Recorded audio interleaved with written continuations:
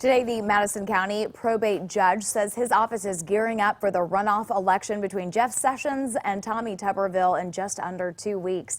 The state moved the election from March 31st to July 14th because of the coronavirus. Way 31's Sydney Martin learned what you can expect at the polls on July 14th.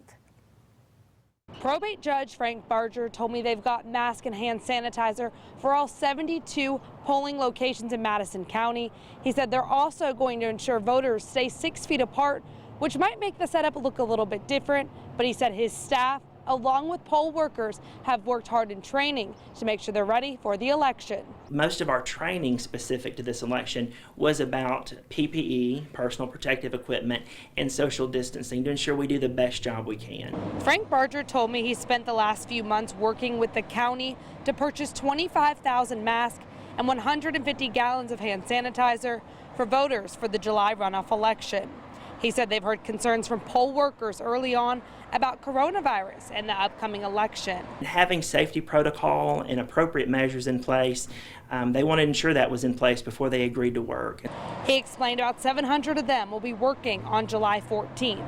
He added many are concerned about the virus because of their age. The great majority of our workers are retired.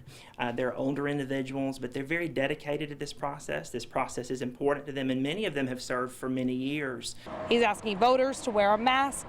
Please wear a mask on Election Day. It's not something that we can enforce, but we certainly hope that you'll take into account the at-risk folks that you might be voting alongside and those election workers. It's just critical that we do all we can to vote safely.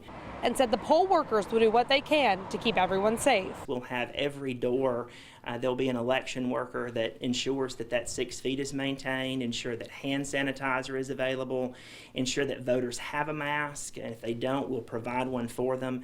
Barger told me they do have additional personal protective equipment if needed, but they're also asking voters to bring their own pen if they have one to vote, but said they're also making sure they're sanitizing everything well. In Huntsville, Sydney Martin, Way 31 News.